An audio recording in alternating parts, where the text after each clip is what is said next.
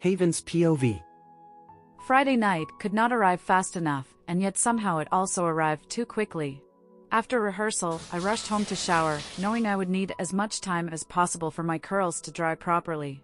I used my diffuser, though, which I usually avoided since it was so heavy and a pain in the ass to use. I kept my towel wrapped tightly around me as I stood in front of my closet, staring at my carefully organized clothes, sorted by style and color.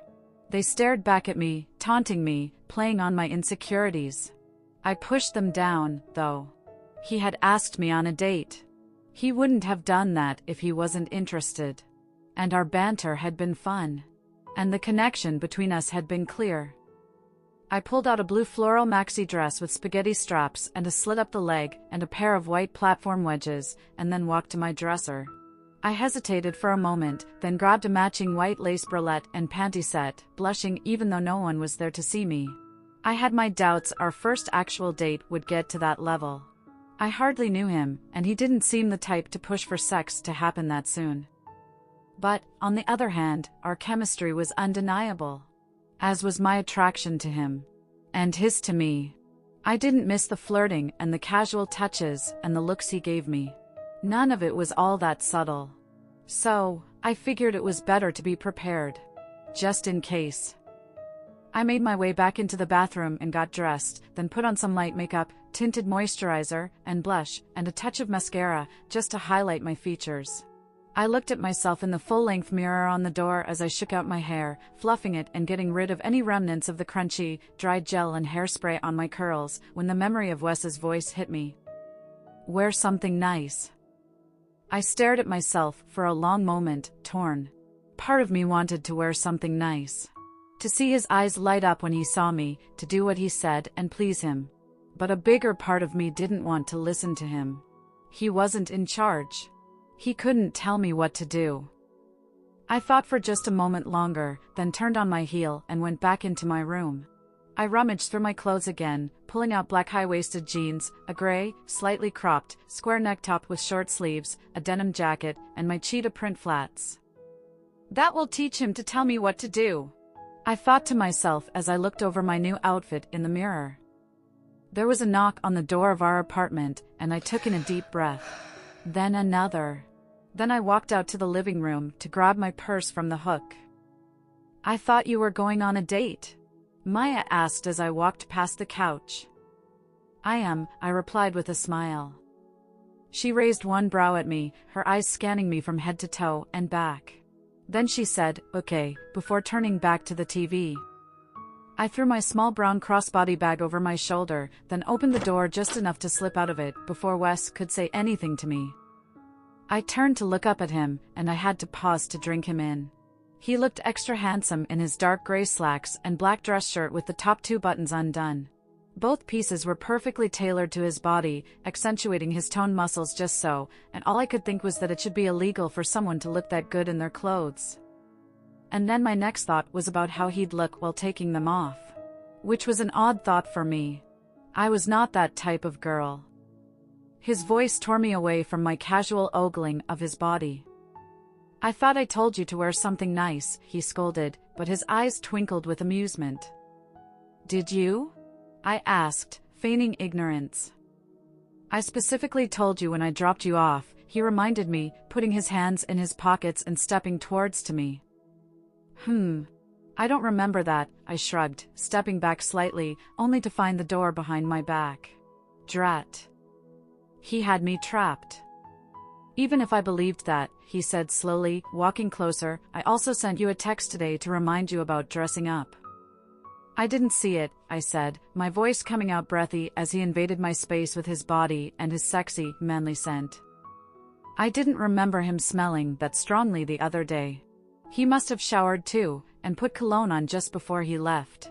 The scent was sweet yet sort of spicy and heady, and I wanted to drown in it, to bury my nose in his shirt and stay there breathing him in forever. Or have him hold me in his arms all evening, so when I came home, the scent would linger on my skin and clothing to soothe me to sleep. Don't lie to me, Haven, Wes warned, stopping his movement when his chest was just close enough to brush against me when you breathed in. I'm not, I retorted, although I didn't think I was convincing anyone of my innocence with the way my voice shook. His hand slid out of his pocket and he grabbed me by my hip, pulling me almost flush against his body. His other hand tilted my chin up, and he said, "You are." He stroked my jaw with his thumb and looked down at my body and then back into my eyes. "But it's okay. You look fucking amazing anyway." My lips twitched, and his did too until he broke into a full-on grin as he laughed. "Come on," he said, stepping away from me and reaching his hand out to take mine. "Let's go eat." The walk through town to get to the restaurant went fast, filled with us chatting about the rest of our week and making small talk. My hand stayed in his the entire way, my fingers laced with his, and his thumb occasionally rubbing my skin. Just like in the coffee shop, I could feel eyes on me as we walked. I wasn't sure if it was because I was still new in town, or because I was walking around hand in hand with Wesley, or some combination of the two, but it made me a bit self-conscious. I brushed it off, though, as we reached the little French bistro on the edge of the downtown area. Wesley dropped my hand to open the door for me, guiding me through like he had at the cafe. His light touches and gentlemanly gestures had little flutters forming in my stomach, even though I had pretended I hated it the other day. The host showed us to our table, a small, cozy booth tucked away in the back of the restaurant. After we seated ourselves across from each other, he introduced us to our server, who poured our water and handed us our menus. "Can I get you started with something to drink? A glass of wine or champagne?" she asked, glancing between us. "Oh, I'll just stick with some water," I said. "I'll do the same," Wesley told her, and then she walked off to give us some time to look at the menu. "You could have ordered a drink," I said. "I could have," he agreed. "But I didn't. You're not 21 yet, so no reason for me to drink since you can't." I smiled at him a little, then looked down at my menu. I turned the pages slowly, looking over each menu item as I decided what I wanted to order. The movement of Wesley's arms in my periphery caught my eye, and I glanced up just as he finished rolling his sleeves up, revealing his powerful forearms as he braced them against the table to look down at his menu. My eyes ran over them, at the veins that popped slightly, and then up to where the sleeves bulged against his biceps. The clearing of his throat made me snap my eyes up to his face, where I found him watching me stare at him in amusement. "What are you thinking about ordering?" he asked, and I was grateful he didn't mention me staring at him. "The salmon and papillote," I told him. "It's my favorite." I closed the menu and set it aside. "What about you?" "I'm deciding between the ratatouille and the coq au vin." I snickered and covered my mouth to hide my laugh. "What?" he asked, furrowing his brow. "It's not," I giggled. "It's coq au vin," I told him, dragging out the words so he could hear the proper pronunciation. "Coq au vin," he repeated, and I tilted my head towards the ceiling as I laughed again, louder this time. "Coq au vin." He tried again, and I kept laughing. "Fuck it, I'll just get the ratatouille," he muttered, a small laugh spilling from his mouth. "Is that the only thing you can pronounce correctly on the menu?" I teased. "Probably. Thank you Disney, Pixar, and Madeline," he said, clasping his hands together and lifting his eyes skyward. I giggled again at his goofiness, then took a sip of my water. I was still thirsty from rehearsal that day, and I'd skimped on my water intake afterwards because I'd been so focused on getting ready. The server came by just then, and we placed our order, both of us holding back a laugh as Wesley ordered his ratatouille. "How are you doing?" Wesley asked once she had walked away. "After the other night, I mean." "I'm all right," I shrugged. "Honestly, I've tried not to think about it much," I admitted. "It's okay to be upset. To be hurt and confused," he told me. "I know," I murmured. "But I can't let it distract me from my work." "Have you thought about talking to them?" My head shook as I answered him. "I mean, I've thought about it, but I don't really know what I would say." "I know you lied to me. I met Jack. He's still alive? Why would you do that to a child?" He winced and then nodded. "I see your point," he said. "Still." I shook my head again, with more urgency this time. "No. I don't want to talk to them," I told him. Ever since I asked her about the letter, and then even more so after I saw Jack, I've realized more and more that there were so many little things they did that, while not obviously cruel, were actually really terrible, horrible things to do to someone who was supposed to be your daughter. He swallowed, and his hands clenched into fists on the tabletop. But I don't want to talk about them, I said, covering one of his fists with my hand. I could feel him relax under my touch, and his eyes moved to my hand on his.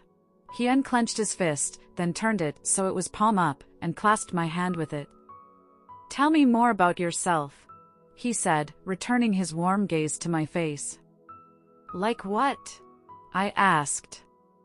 "Anything? Everything?" "There's not much to tell," I shrugged.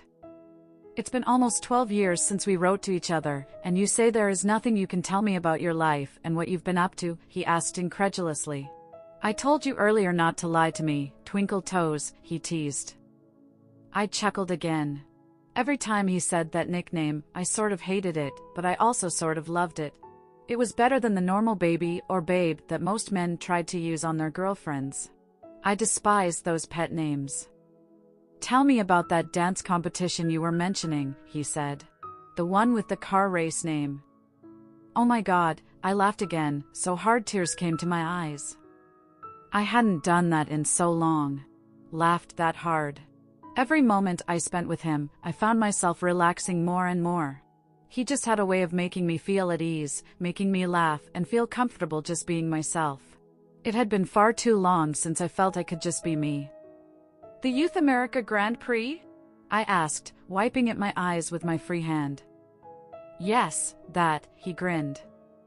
"It's a really, really well-known competition in the ballet world, especially with pre-professional dancers," I told him.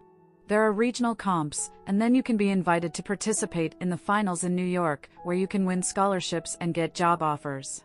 The finals are how I got my apprenticeship with the ballet company in Salt Lake City." "So you won?" he asked, a hint of pride in his voice. "No," I said. "I didn't win any of the top prizes in New York. Just got noticed by a company and got lucky that it was one near where we lived." "It sounds intense," he said. "It is," I nodded. "You have to learn the original choreography from a ballet, and it has to be a variation from the approved list, which is different for different age groups. You have to know your strengths and weaknesses to pick the right variation for yourself." He nodded, and his eyes never strayed from my face as I talked. He was truly invested in what I had to say, truly interested in learning and understanding my world. And as I sat and talked with him, I felt a layer of the carefully constructed walls around my heart coming down, just like they had 12 years ago when we first started writing to each other. Wesley's POV. Our food arrived, and I reluctantly released Haven's hand so we could both eat. I almost wished I had sat next to her instead of across from her. I wanted to be as close to her as possible, as much as possible. But if I'd sat next to her, then I wouldn't be able to look at her as much as I had been. Goddess, she was beautiful. The shy little girl from the photos she had sent me over those short months was long gone, and in her place was this gorgeous woman. A gorgeous woman who was slowly but surely working her way further into my heart with everything that she did and said. Even her little act of defiance of not dressing up all the way was adorable. And a bit of a turn on. I was so used to having everyone listen to me and follow my orders as I prepared to become alpha that it was refreshing to have someone who didn't know or care to listen to me and be obedient. The conversation between us flowed with ease.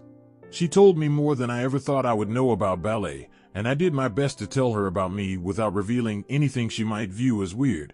I still hadn't worked out how I would tell her about my world. My dad had said to wait and see how things worked out between us before worrying about it too much. But I already knew what I wanted with her. A life. A future. I wanted her as my mate and my Luna. I just had to hope she didn't get scared away when I told her the truth. "Would you like any dessert?" Our server asked after she cleared away our dinner plates. Haven's eyes lit up, but then she looked at me and frowned slightly. "No," she said, shaking her head at the server. "You can order dessert if you want," I told her, leaning forward a bit. "No, it's fine," she muttered, looking down at her hands in her lap. It was my turn to frown. She wanted dessert. That was obvious. And if she wanted it, then she was going to get it. We'll share the profiteroles, I told the server, and she nodded and left to put in our dessert order.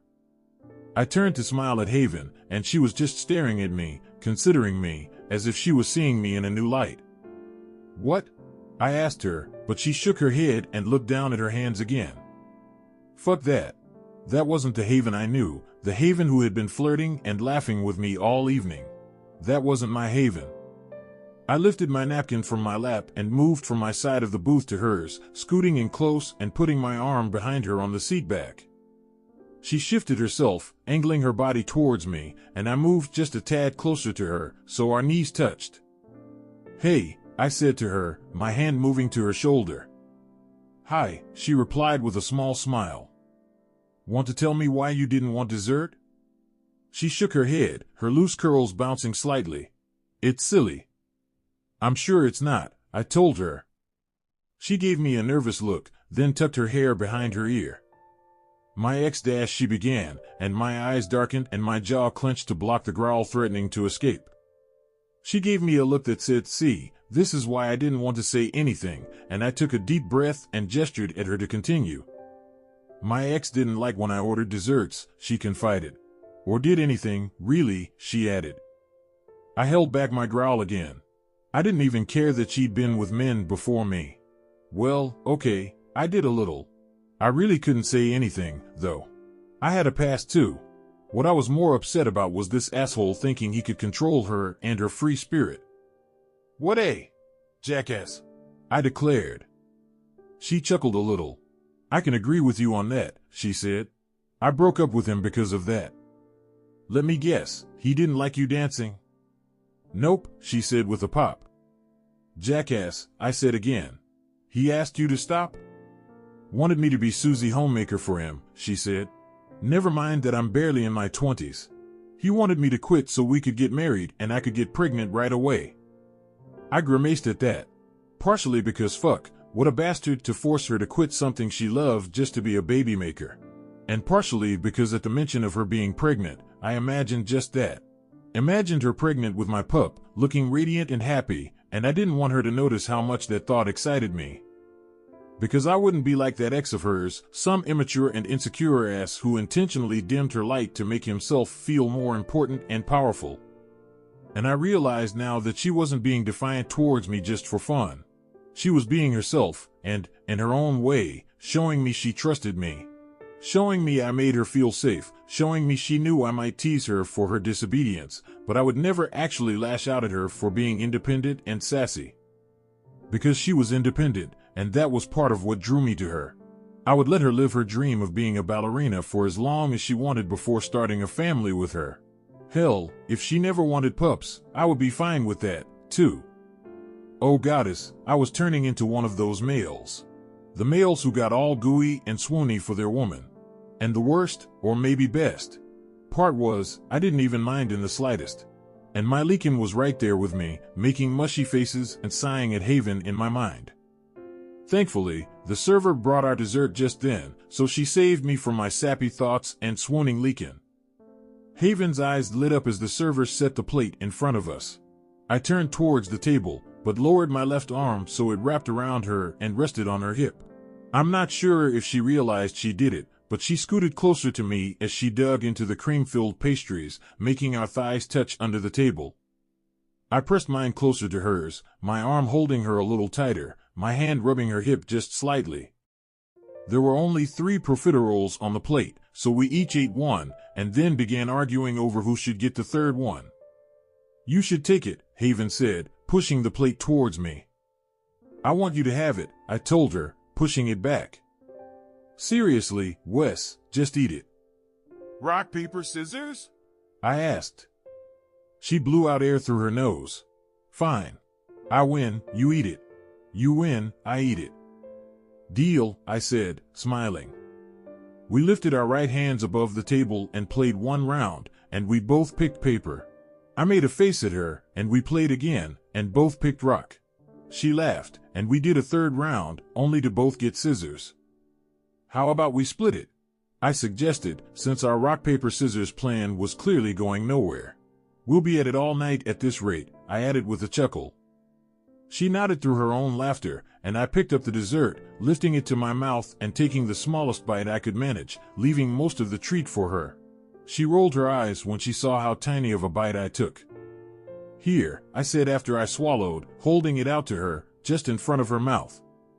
She locked her eyes on mine as she wrapped her mouth around the dessert to take a bite, her lips brushing my fingers as she did. I didn't look or pull away from her, but I had to grit my teeth to prevent myself from groaning at her touch and the teasing glint in her eyes. My dick started hardening in my pants, and I forced myself to not reach down and adjust it. She took the rest of the pastry from my hand so she could finish it, a little moan of delight escaping from her as she chewed, and I finally had to close my eyes because that one noise conjured many naughty ideas in my mind. Ideas I knew she probably wasn't ready for. Not yet, anyway. She's human, I had to remind myself. We have to go slow. When I looked back at her, she still had that little sparkle in her eyes, and I knew she'd done it on purpose. I smirked at her, then reached forward to wipe off the small amount of whipped cream that ended up on her nose from when I fed her the dessert. Sorry. I chuckled.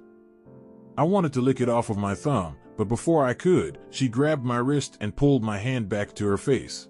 Without pausing, she stuck my thumb in her mouth and swirled her tongue around the tip as she sucked the whipped cream off. My leakin purred, my knee jerked upwards and hit the table, making the dishes and silverware rattle lightly, and Haven released my thumb with a popping sound as she laughed.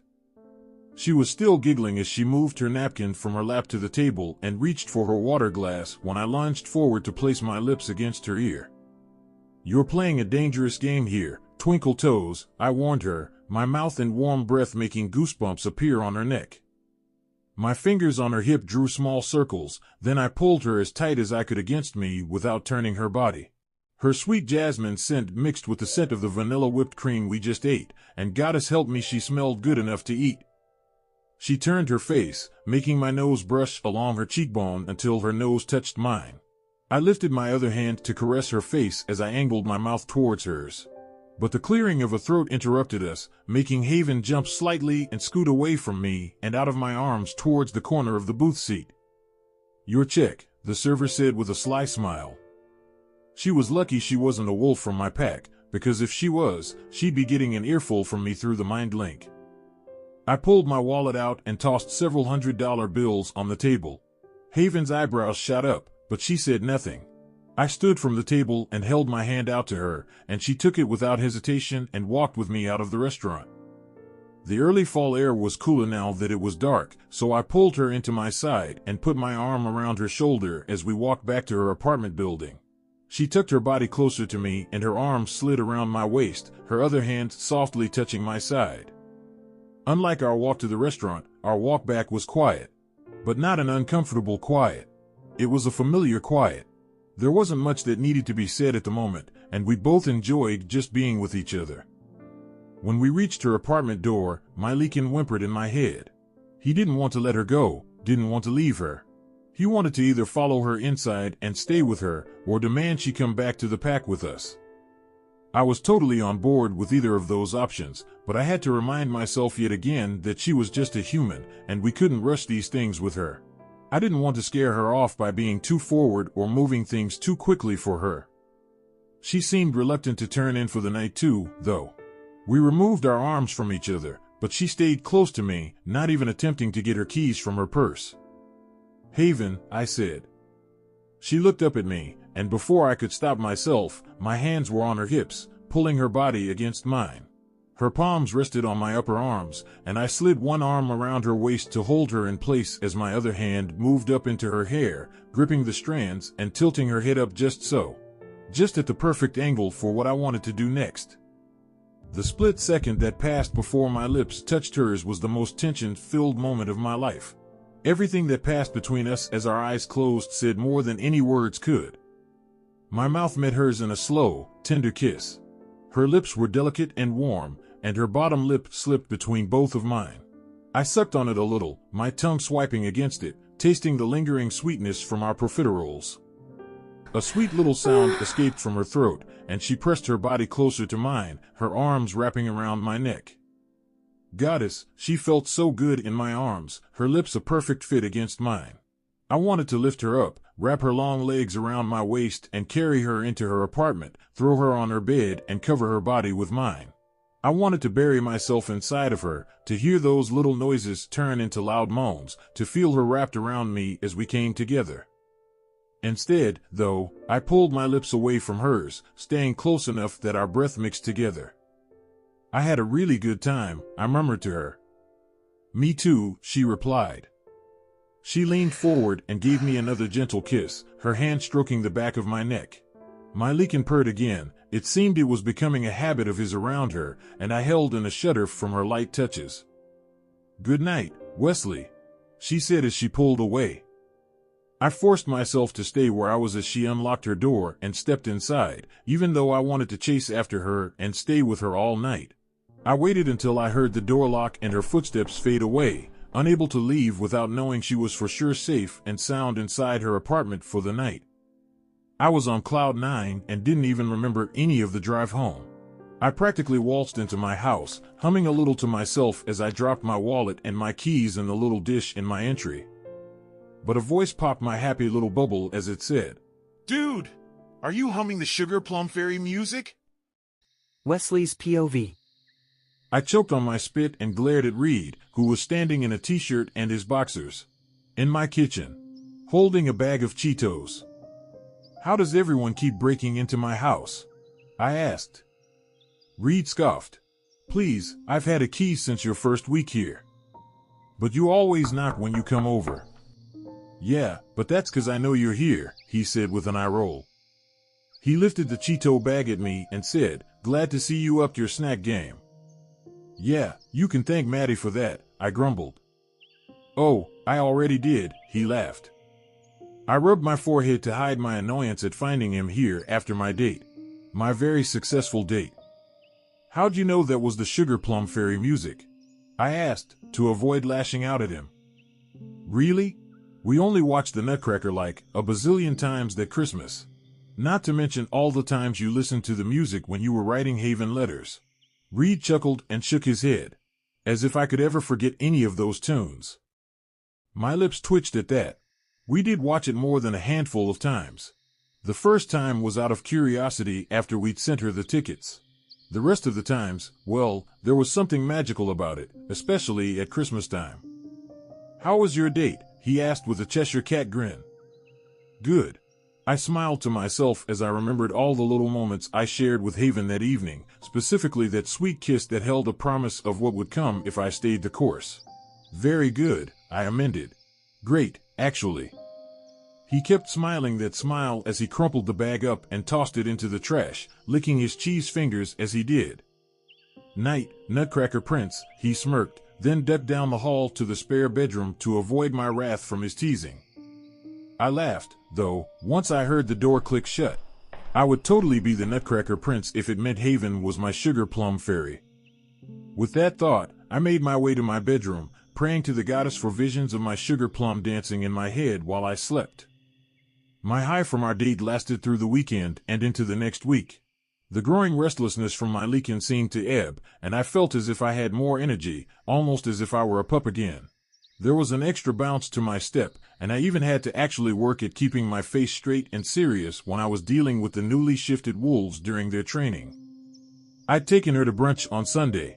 Not anything fancy, just coffee and breakfast sandwiches at Brood Awakenings, but since it was late morning by the time we made it over there, Haven insisted it was fancier to call it brunch as opposed to late breakfast or early lunch. I'd also picked her up from rehearsal on Tuesday on my way back to the pack from work. It was a quick high-end-by-tack thing. I would have stayed longer, but it was packed dinner night, so I needed to be back to get ready and be there with my dad as the future alpha. But I had to see her, even if it was just for a few minutes, so I took the slight detour in order to do just that. Beyond that, we talked on the phone or texted. Mostly texting, since she was so busy getting ready for her upcoming premiere with the company on Friday. Which was exactly what I was doing Wednesday morning as I made my way to the pack house to work with my dad. Me, good morning Twinkle Toes. Sugar Plum, it's like 10 a.m. Me, would you have preferred I texted you at 5 a.m. when I first woke up? Sugar Plum, no. Me, that's what I thought. Sugar Plum, eye roll emoji. Me, when does rehearsal start? Sugar Plum, soon. She then sent me a picture of her reflection in the studio mirror. She sat with her legs extended in front of her, her feet pointed in her point shoes and crossed at the ankles. Her red curls were up in a big messy bun on the top of her head, and she wore a long-sleeved purple leotard with a high neckline in the front and a black skirt. Her smile was what truly caught my eye, though. It was bright and cheery, with hardly a trace of the sadness that had been there when we were kids. Me, beautiful. Sugar Plum, don't even. I look like an exhausted pigeon. Me, but a beautiful exhausted pigeon, winky face. Sugar Plum, I have to work now. I will talk to you later. Me, bye, twinkle toes. I stuck my phone in my pocket and walked into my dad's office to find him looking at me over his fingertips with a glint in his eyes. He and my mom had both been thrilled when I finally told them Haven was here in California. They wanted me to bring her over for dinner right away, but I didn't want to overwhelm Haven that much yet. I knew they'd ask her question after question and be way too overenthusiastic about everything, so I figured waiting a bit for that moment was better. How's Haven? Tired, but good. The premiere this weekend has them all working double time to get everything perfect. Especially Haven. She puts a lot of pressure on herself, I replied as I sat down in the chair on the other side of his desk. We were both working from the pack house instead of in one of our offices in the city. He'd said he had something confidential to discuss with me, which usually meant pack business. The best part about working from the pack house, though, was that meant I could dress down, so today I was in just jeans, a black t-shirt, and some Nikes. What did we need to discuss? I asked him, getting straight to business. I wanted to get everything taken care of quickly so I could hopefully spend time with Haven in the evening after stopping by Jack and Shirley's with her. She would likely be tired, but we didn't need to do anything crazy. I'd be fine just staying in with her for the evening and watching a movie or something. My dad tossed a manila folder across the desk to me. Is this? Yes, he answered before I could finish. I snatched it up and began reading it, flipping through the pages, hoping to find something incriminating within them. My brows furrowed as I scanned the documents, then I went back and started at the beginning, looking at everything with more attention and care. How is this possible? I growled after I'd read through everything at least twice. I'd spread out all the pages on my dad's desk in front of me. There weren't as many as I had thought there would be, and none of them held what I hoped for. That's what they found. Nothing? You're telling me they found nothing? Not even a parking ticket or a late fee on a credit card? I asked. They're clean. Clean as a whistle. Clearly they paid someone off to wipe their records or something, I growled. They're lawyers, so I'm sure they know people and have the money to do that. Wesley, look, I know you were hoping we would find something on Haven's adopted parents, but the fact is that we didn't find anything. Look harder, I told him as I tossed the empty folder onto the desk. I can't find something that isn't there, Wes, he said. You could if you dug deeper, I retorted. But let me guess, you don't want to get your hands dirty. Wesley, he warned. No, I get it. You have your priorities. Once again, you've made that very clear. That's not it, and you know it. We stared at each other, both of us focusing on releasing our aura into the room. As pissed as I was with him and his ridiculous logic and stupidly high standards, he was still my alpha, and he was still stronger than me. I looked down, submitting to him, but a growl of displeasure left my chest as I did. Did you check the registry? I asked him through gritted teeth. Yes. No record of a Matthew and Melissa Wainwright on the shifter or which registry. They could be unregistered, I said. They could be, he agreed. Or they could be using fake names and covering their tracks very well. I looked up at him to make sure I hadn't misheard. So you agree? It's too clean? He sighed and leaned back in his chair, rubbing his face. I don't know what to think. It's definitely weird that they lied to her about Jack and about her letters to you. I just don't know what else to do because you're still so worried about your reputation, I finished for him, rolling my eyes. Yes, he stated. But also I have my hands full with my investigation into the Amber Forest pack. The council wants proof of their shady dealings, and I don't have anything other than my gut instincts. I'm trying to figure out how to get on Alpha Pierce's good side, get him to slip up because he thinks he can trust me, and I'm running out of options." I nodded. He'd been trying to catch Amber Forrest's Alpha in his underhanded business deals for a few years now, and had come up short on every lead he'd gotten. I also understood that he was making a point, a comparison. Just like mine, his gut instincts could only do so much until he had actual proof of any wrongdoing. "I understand," I said reluctantly. "Let me know if you need help with any of that," I added. "I will," he told me, then stood up. I understood that as the unspoken signal our meeting was over. "I'll see you later," I told him. I didn't even bother to hide the obvious disappointment in my voice. I turned and walked to the door, but his voice stopped me before I could leave. "Wesley." I looked at him. I will look into them again. "And I will consider trying other methods if I don't find anything this time." Hope bloomed within me, but I just nodded and walked out of his office without saying another word. At least he wouldn't stop trying. I wandered for a bit with no real direction. I hadn't left the territory since Dad wanted to meet with me in private, and now I had the rest of the day free pretty much. I could have gone back to my office in my house, but the thought of sitting in front of my laptop all day was not appealing, not when it was still warm outside since it was only early fall. And not when I had this extra energy I hadn't felt in a while. Instead, I meandered over to where Reed and Sebastian led the Warrior Boot Camp training. This was a program for any wolves who were vying for a spot in our top squad. We hosted it every fall and usually announced the results around the holidays. Reed and Sebastian had been leading it together for the last 3 boot camps, and to the surprise of everyone, they did a fantastic job. Well, almost everyone.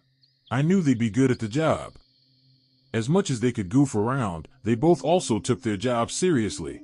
Reed worked hard learning his responsibilities as future beta, and had shouldered more and more of them over the years as he prepared to take over. And Seb, well, even though he had no drive to be any rank higher than Delta, he had the brains and strength and the skills to lead his own pack if he wanted. But he didn't, which was why he was taking over as the head warrior, since Delta Sullivan and his mate Christopher never had or adopted any pups. Reed nodded in greeting to me as I sauntered over, and I returned the gesture. One warrior called out, "Hey Wesley," and Reed growled, whipping his head towards the offender. "Is that any way to greet your future Alpha?" he snapped.